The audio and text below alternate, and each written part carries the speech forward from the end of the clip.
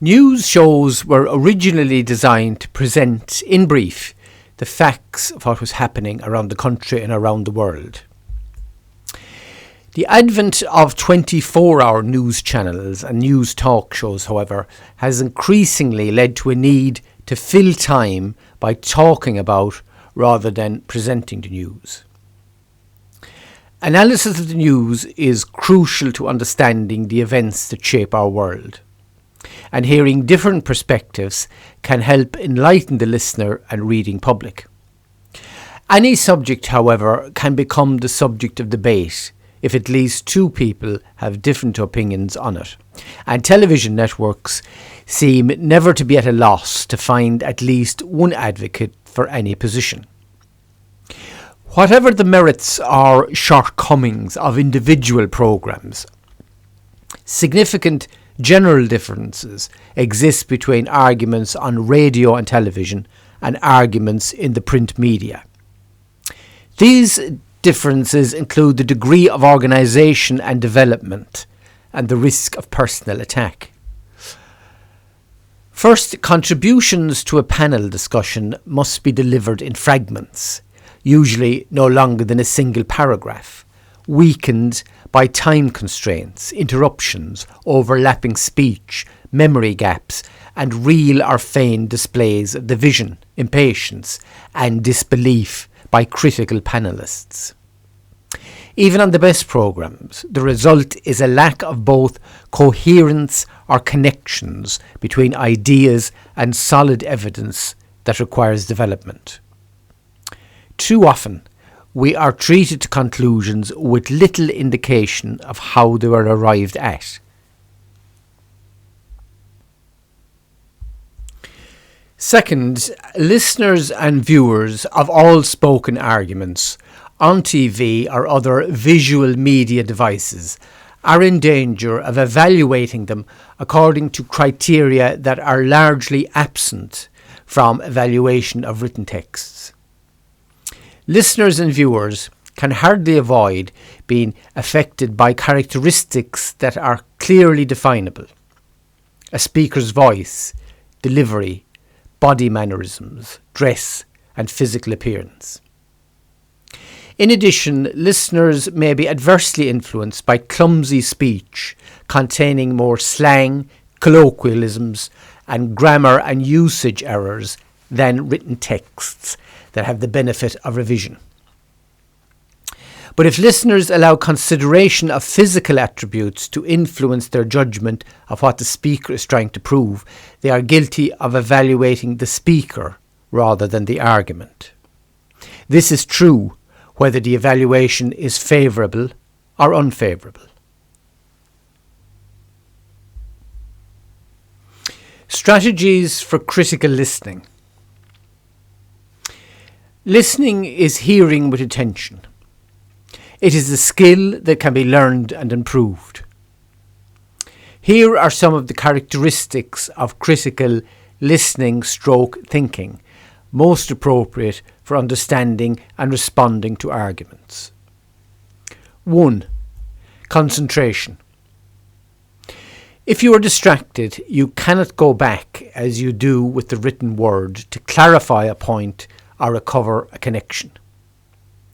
As you listen, try to avoid being distracted by facts alone. Look for the overall patterns of the speech, for example, how the facts are used, etc. Take notes using an outline of the materials being covered. 2. Pay attention to the claim and support. Avoid focusing on the speaker's appearance and delivery. Research shows that listeners are likely to give greater attention to the dramatic elements of speeches than to the logical ones. You can enjoy the sound, the appearance, and the drama of a spoken argument without allowing these elements to overwhelm what is essential to the development of a claim. 3. Avoid premature judgments about what is actually said. Good listeners try not to allow their prejudices to prevent careful evaluation of the argument. This doesn't mean accepting everything or even most of what you hear.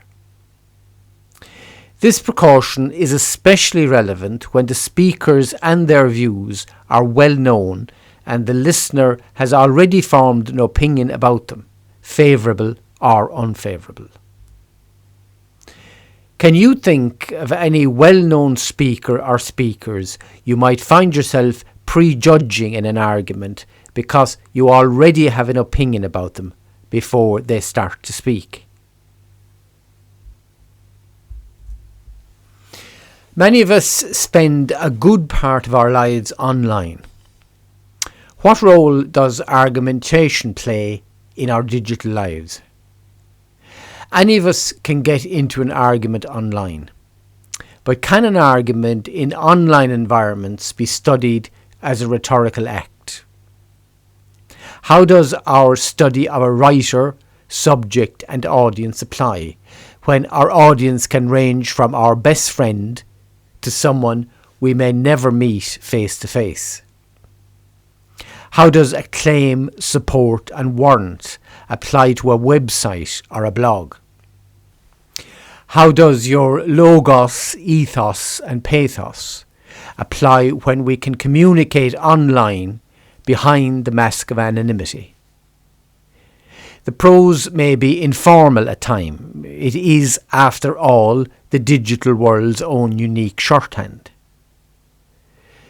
When all is said and done, though, an online argument is still grounded in the theories of Aristotle and Tullman, one of the main focus points of these lessons on critical thinking.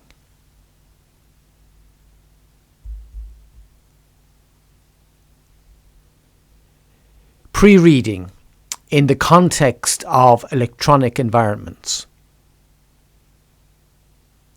Pre-reading can be seen as familiarizing yourself with a new way of interacting. If you have never used Twitter, Instagram, etc., pre-reading is a step where you learn what exactly Twitter is and how to use it.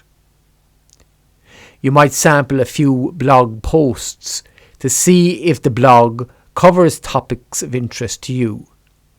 You might explore a website to see who sponsors it and what it has to offer.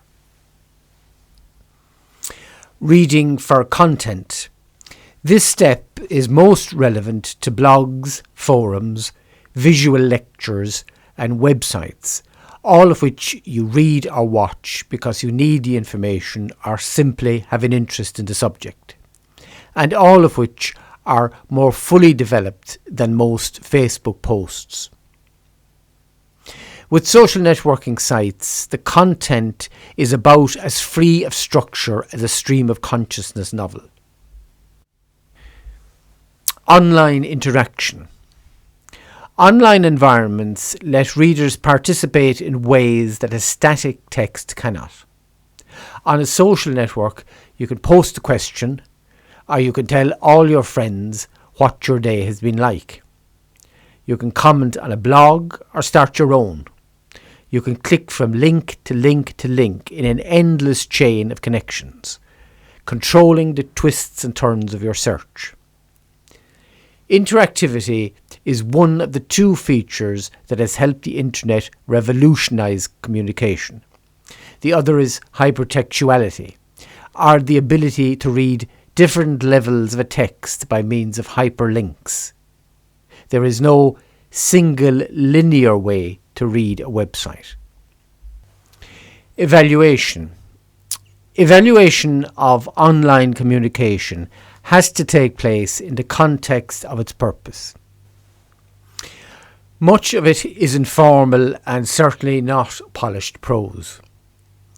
At the other extreme are websites that businesses depend on for their success, which must be professional in their design and content. Questions on claim, support and warrant for this online exchange. Study the following online exchange and see whether you can identify the claim, supports and warrant involved in William Wharton's contribution. Headlines: June the 21st, 2013. Taliban killed boy 10 over spying. This social media exchange shows how even friends can find themselves at odds over a controversial issue. Another peaceful act of compassion from the religion of peace. Unfortunately, Bill, stories like this just foster hate. I don't hate Muslims. My son's best friend is a Muslim, and I love that child like my own. But her religion teaches things that facilitate such actions as these. Kind of like the Old Testament. Sam, you know as well as I that such a comparison is utterly false. I really don't. Crazy stuff in the Old Testament that we are told to do, but we know not to. Most Muslims don't kill people. And if Muslims are the enemy, Matthew 4:44, repay no one evil for evil.